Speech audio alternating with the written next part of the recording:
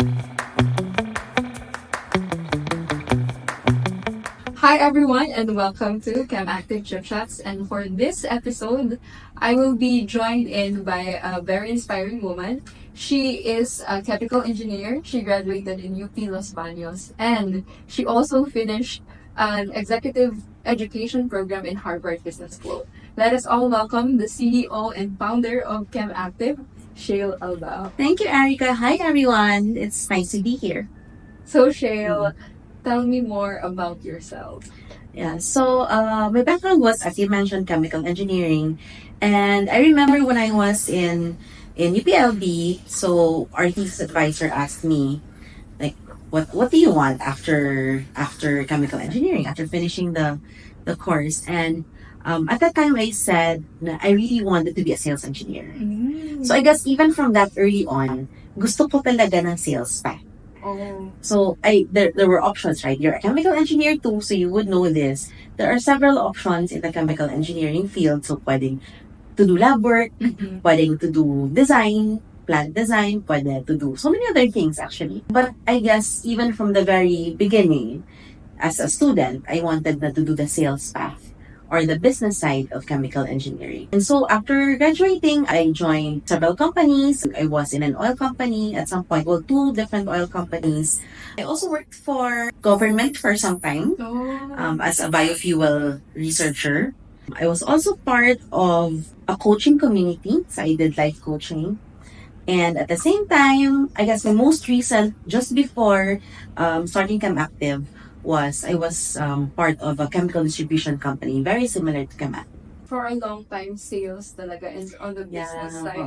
Parang my interest was really towards that area more than anything. Since you mentioned that, why ChemActiv?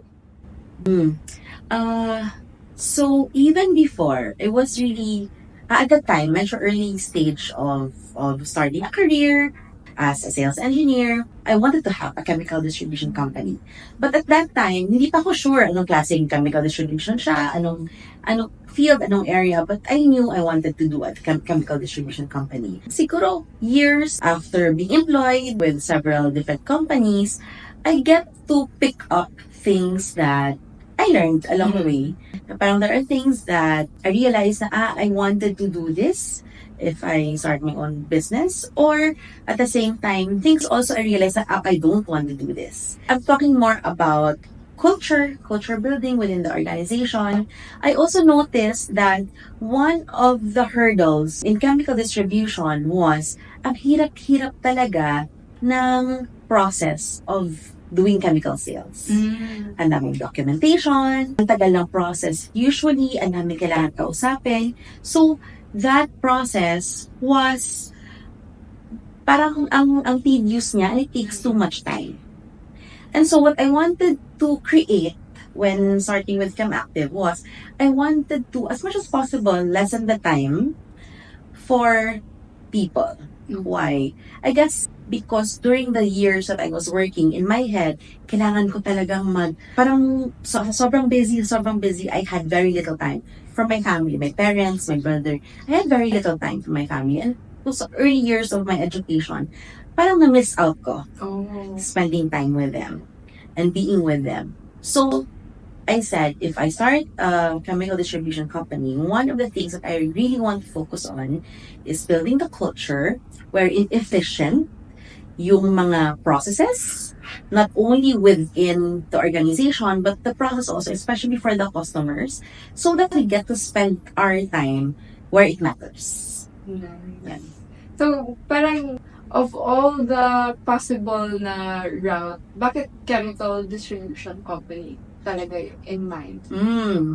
When I was in high school, so two of my favorite medyo nerd, but two of my favorite subjects were chemistry and physics. Oh, nice. And at first, it was physics, yung talagang love na love ko. But I had a teacher who was an industrial chemical engineer, and she worked for an industrial company, for a food company actually. And the way she talks about the things they create made me so excited about chemicals.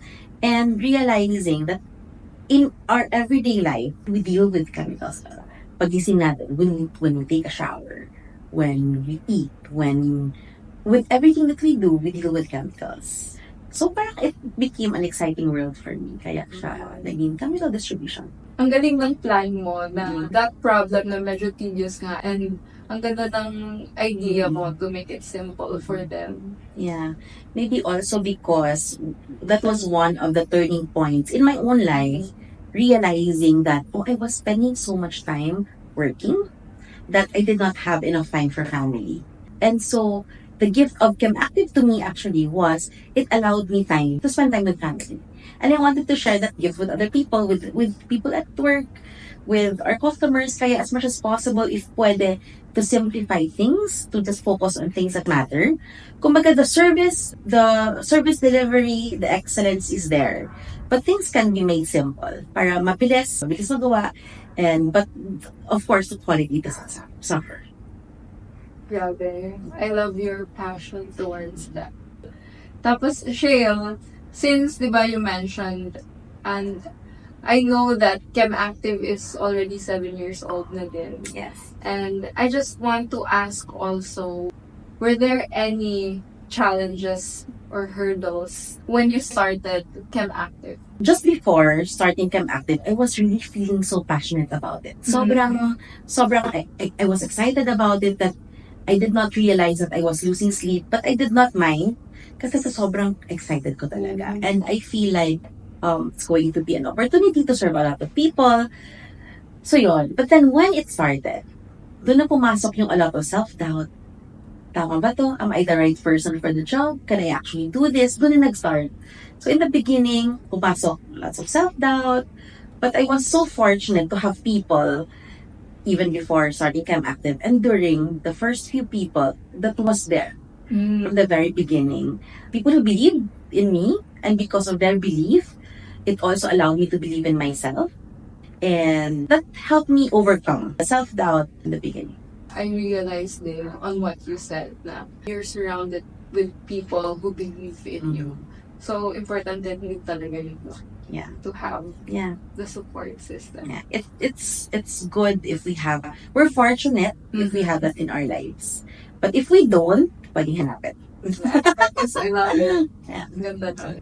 Kumusta naman yung mga plans in the future, and what can you see with ChemActiv? Since the goal has always been to make things easy, one of the things we want to solve now is usually when our customers would look for products, they tend to talk to a lot of people. And sometimes mahirap maghanap ng quality products, to be sure na yung actual product na nakukuha mo, number one, is of good quality. And number two, consistent delivery. Consistent in terms of excellence in delivery. So mahirap siya hanapin. What ChemActiv is trying to do, especially in the next few months, maybe in a couple of years, is we're building what we hope to be the largest catalog for chemicals, especially in the industries we work in. So right now, our main industry is in the semicon industry. And so imagine having all the chemicals you can possibly need for your process to look at one place and have all of that there. So that's the vision. That's the hope. We're slowly building up to that. And hopefully also, kasi when that happens now for the semicon industry, hopefully we do that for other industries as well. Para we can gather all of the suppliers are there, the products are there, even the services are there, para hindi na siya mahirap gawin. Mas mabilis siya gawin, mas mabilis makahanap. And to make sure that these suppliers or these chemicals are vetted in terms of their quality and the service they provide. When are you planning to showcase that or launch that? It's in the works right now. So hopefully in a couple of months, that will be available already and naka-launch na. So right now, this is September, October 2024. So hopefully in the next few months, maybe towards the end of the year or beginning of next year, ready na siya to make it available to the market. Ang ganda nun. So parang I really see the passion you have with ChemActiv and yung your vision to make the life simpler. Even with us, mga employees mo. Kaya we're so happy to have you. Love you.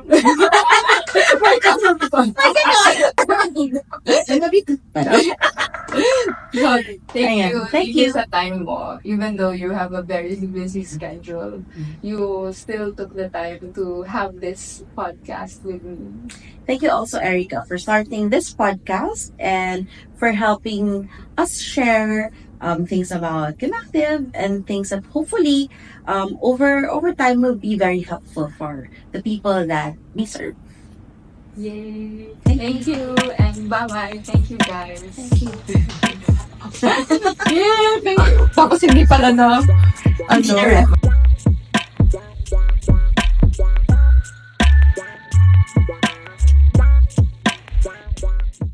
Bugos bukos. is Bisaya na Para ibagay. Thank you. Welcome. Maganda yung agaw namin. Tingnan ko nga.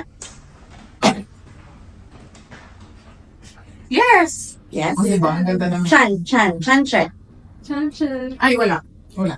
Okay. Ayan.